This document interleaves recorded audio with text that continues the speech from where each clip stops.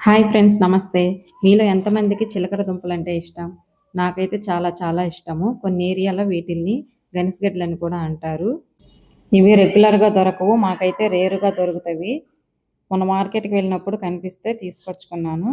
ఉడకబెట్టుకొని వేడి వేడిగా అయితే నేను తింటున్నాను. మా పాపకైతే ఇవి అంతగా తెలీదు. ఫస్ట్ టైమ్ చూస్తుంది. అంటే తను చిన్న పిల్లలుగా ఉన్నప్పుడు తీసుకొచ్చాం గానీ, తనకంతగా తెలీదు.